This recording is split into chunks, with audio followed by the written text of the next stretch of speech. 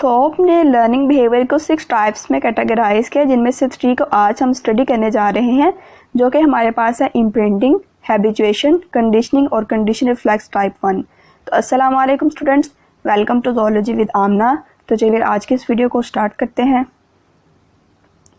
सबसे फर्स्ट पे इम्प्रिंटिंग को स्टडी करें तो वैसे इम्प्रिंटिंग का मतलब होता है किसी चीज़ की जो शेप है उसको यानी ले लेना, उसको इम्प्रिंट करना, यानी अपने ब्रेन के ऊपर जो है वो बना लेना। अब ये हमारे पास प्रीकोशियल बर्ड्स के अंदर कॉमन है। प्रीकोशियल यानी इस तरह के बर्ड्स जो कि अपनी बर्थ के फ़ौरन बाद जो है वो एक्टिव होते हैं। इसमें हमारे पास आ जाती हैं डक्स, आ जाती हैं गीज, आ जाती हैं और इसके अलावा चिकन्स। अब प्रीकोशियल बर्ड्स क्या करते हैं कि इनके पास टेंडेंसी होती है कि बर्थ के फ़ौरन बाद कोई भी मूविंग ऑब्जेक्ट जो इनके इन्वायरमेंट के अंदर प्रेजेंट है उसको फॉलो करना स्टार्ट कर देते हैं। अब इन प्रीकोशियल बर्ड्स के पास क्या है कि यानी बर्थ से फ़ौरन बाद ही एक ब्रीफ यानी छोटा सा सेंसिटिव पीरियड शो करते हैं, जिसमें कोई भी जो ऑब्जेक्ट इनके इन्वायरमेंट के अंदर यानी मूविंग ऑब्जेक्ट जो प्रेजेंट है उसकी जो फॉर्म की शेप है उसको इम्प्रिंट कर लिया जाता है और उसको बाद में जो है वो फॉलो कर लिया जाता है। अब ऑफ कोर्स जो यंग बर्ड्स जिसको सबसे पहले फॉलो करेंगे वो तो ऑफ कोर्स इनकी मदर बर्ड ही है। तो इसी वजह से मदर बर्ड की अपीयरेंस को जानना और उसको फॉलो करना यंग बर्ड्स के लिए इम्पोर्टेंट है। लेकिन अगर मदर बर्ड जो है वो एब्सेंट है तो क्या करेंगे, इस केस में यंग बर्ड जो है ये किसी भी चीज़ को फॉलो कर लेंगे, यानी फॉर एग्जांपल ये किसी और बर्ड को जो है वो फॉलो करना स्टार्ट कर देंगे। इवन ह्यूमन बींग्स को फॉलो कर सकते हैं। और अगर कोई इन्वायरमेंट के अंदर इनएनिमेट ऑब्जेक्ट यानी नॉन लिविंग थिंग जो कि मूविंग है वो अगर मूव कर रही है तो उसको भी ये जो यंग बर्ड है वो स्टार्ट कर सकते हैं फॉलो करना। अब जहाँ पे ये जो इम्प्रिंटिंग के एग्जांपल है इसमें तो क्या है कि ये जो यंग बर्ड्स हैं ये अपनी मदर को ही फॉलो कर रहे हैं। नेक्स्ट हमारे पास सेकेंड टाइप है हैबिचुएशन।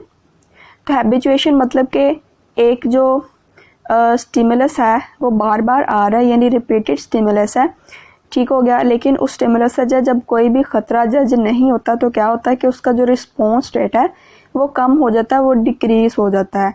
यानी इसी चीज़ को हम हैबिचुएशन का नाम देते हैं, यानी बिहेवियर की इस तरह से मॉडिफिकेशन जिसमें जो रिपीटेड स्टिमुलस है उसका जो रिस्पॉन्स रेट है उसको कम कर दिया जाए। ऑफ कोर्स ये जो रिसेप्टिविटी का लॉस है यानी रेपिटिशियस स्टिमुलस से जो हम यानी उसका कोई भी जब रिस्पॉन्स शो नहीं करेंगे तो इसका मतलब है हमारी एनर्जी है वो ड्रेन नहीं होगी। और अगर हम किसी और ऑर्गेनिज्म के साथ जो है वो अगर एक्सपेरिमेंट कर रहे हैं तो एक्सपेरिमेंट करने के लिए भी यानी ट्रिवियल पर्पसेस के लिए भी जो ऑर्गेनिज्म है वो बहुत ज़्यादा फिर अटेंशन बाद में नहीं लगाएगा। मिसाल के तौर पे एक स्नेल जो है ये किसी भी ग्लास शीट के ऊपर जो है वो क्रॉल कर रहा है, ठीक हो गया। अब हमने क्या किया कि इस ग्लास शीट को जो है वो साइड से टैप किया, ठीक हो गया। जब हमने फर्स्ट टाइम टैप किया तो स्नेल क्या किया, इसने फ़ौरन से अपने शेल के अंदर चला गया और थोड़े से पॉज के बाद दोबारा से ये शेल से बाहर निकला और इसने मूव करना स्टार्ट कर दिया। अब जब हमने सेकेंड टाइम टैप किया ग्लास को तो फिर से स्नेल ने क्या किया, फ़ौरन से अपने शेल के अंदर गया है, ठीक हो गया। लेकिन इस टाइम वो अपने शेल के अंदर ज़्यादा टाइम के लिए स्टे नहीं किया बल्कि जल्दी से बाहर निकला और उसने फिर से मूव करना स्टार्ट कर दिया। लेकिन अल्टीमेटली जब हम ग्लास को इस तरह बार बार टैप करते रहेंगे स्नेल ये जान लेगा कि ग्लास की टैपिंग से कोई भी इफेक्ट नहीं हो रहा, तो ये इस रिपीटेड स्टिमुलस से जो है वो मतलब कि हैबिचुएशन इसके अंदर आ जाएगी, यानी कि वो दोबारा से अब शेल के अंदर बार बार जाना बंद कर देगा।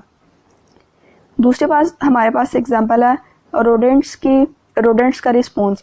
यानी रोडेंट्स हमारे पास क्या करते हैं कि जब भी कोई डेंजर हो तो ये फ़ौरन से अलार्म कॉल्स देना स्टार्ट कर दे ताकि ग्रुप के बाकी मेंबर्स को इन्फॉर्म किया जा सके कि डेंजर है, ठीक हो गया।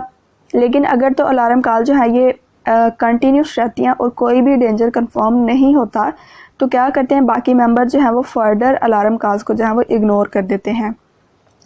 इसके अलावा हमने हैबिचुएशन के एक एग्जाम्पल जो है वो अपनी डेली लाइफ में भी देखी होगी, जैसे कि क्रो जो है ये कॉर्न फील्ड के अंदर प्रेजेंट है, यानी कॉर्न को जो है वो ख़राब कर रहे हैं।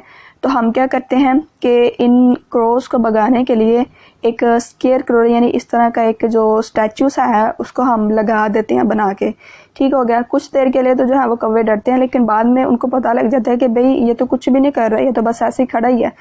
तो क्या करते हैं कि बाद में जो है वो क्रोज उससे हैबिचुएट हो जाते हैं, यानी उसके आदी हो जाते हैं और यानी इस चीज़ का उन पर कोई भी इफेक्ट नहीं होता।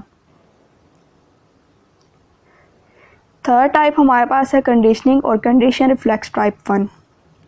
अब इसमें क्या होता है कि हम एक इररेलेवेंट स्टिमुलस को जोड़ देते हैं एक नेचुरल प्राइमरी स्टिमुलस से, ठीक हो गया, और यही जो है वो हमारे पास एक ऑटोमेटिक रिस्पॉन्स को जो है वो जनरेट करेगा। जैसे मिसाल के तौर पर पावलोव कंडीशनिंग ऑफ डॉग। अब इसमें क्या है कि एक साइंटिस्ट पावलोव ने क्या एक्सपेरिमेंट किया कि इसने हमारे पास सबसे पहले जब फॉर एग्जांपल जब फूड दी जाती है डॉग को तो ये सैलिवेट करना स्टार्ट कर देता है। ऑफ कोर्स फूड जो है ये हमारे पास एक नेचुरल प्राइमरी स्टिमुलस है, यानी फूड का मतलब है खाना, तो ये डॉग हमारे पास क्या करेगा कि ये सैलिवेट कर देगा, ठीक हो गया।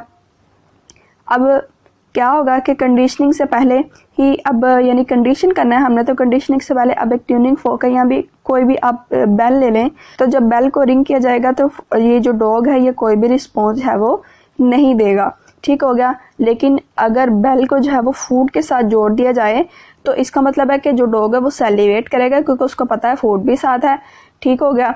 तो फूड अब यहाँ से डॉग क्या लर्न करता है कि जैसे ये जो बेल है ये रिंग होगी तो बेल के रिंग होने का मतलब है खाना आएगा, तो क्या करेगा डॉग जो है वो सैलिवेट करना स्टार्ट कर देगा। यानी हमने एक इररेलेवेंट स्टिमुलस को एक प्राइमरी स्टिमुलस के साथ जो है वो अटैच कर दिया है। तो स्टूडेंट ये थी आज की वीडियो। अगर आपका इसमें से कोई क्वेश्चन है, कन्फ्यूजन है तो आप मुझे कमेंट के अंदर पूछ सकते हैं। अगर आपको वीडियो अच्छी लगे तो मज़ीद इन्फॉर्मेटिव वीडियोज़ के लिए चैनल को सब्सक्राइब करें। नेक्स्ट वीडियो तक के लिए अल्लाह हाफिज़।